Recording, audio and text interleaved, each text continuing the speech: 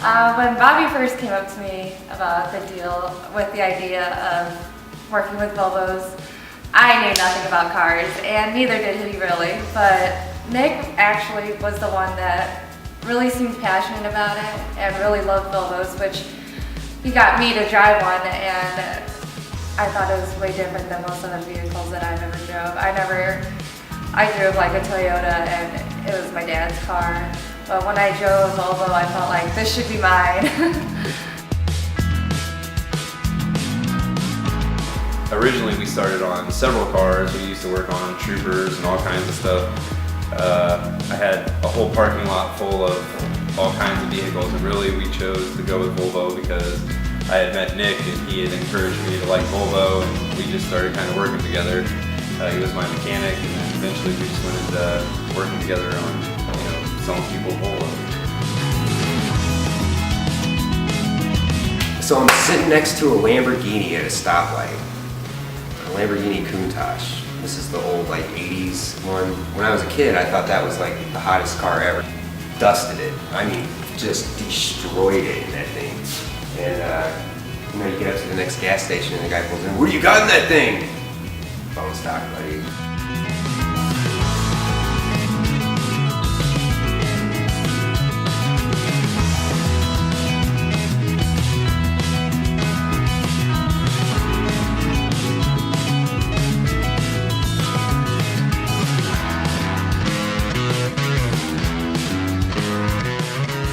We have several operations. We cover everything from green salvage, which we're real proud of because we take cars completely apart, all the way down to every nut and bolt, and we save and salvage all those parts. We only lose about 10% of the total weight of the car when we're done, and everything's recycled. Fluids, the metal components, the plastic. We break it down as much as we can. We really only lose a little foam and a little styrofoam, but helps us a lot in our rebuilds and all the stuff, and it allows us to sell a lot of those parts on to save other Volvos.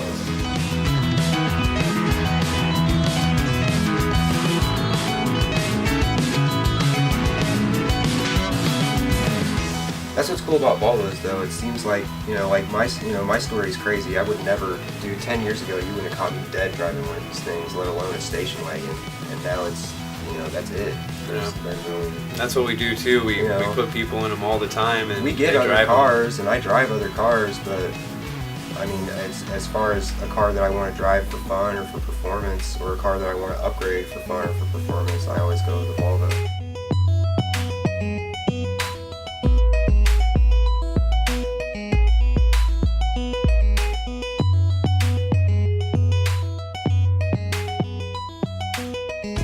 Really letting people see what we do here at CabaCo, give them a chance to, see the mods and what we do, and give them a good chance to see all the components that IPD has.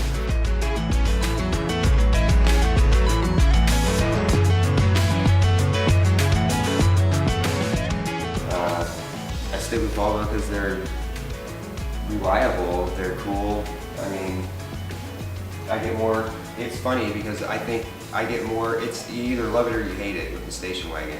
I get more compliments on, people that know what it is. And then some people tell me I'm like a grandpa.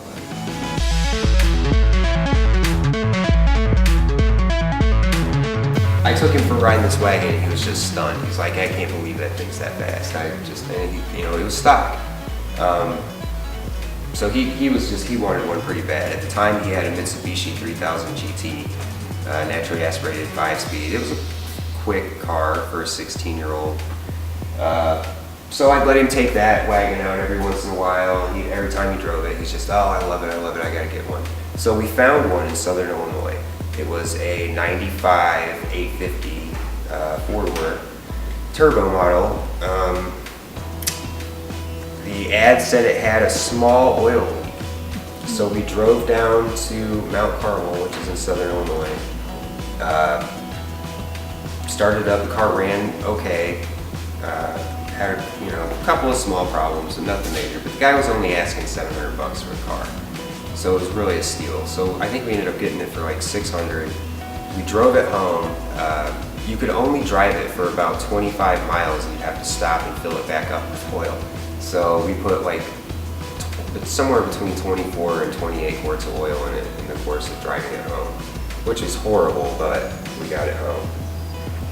And we ended up fixing it up, and it made it on IPD's catalog in 2011.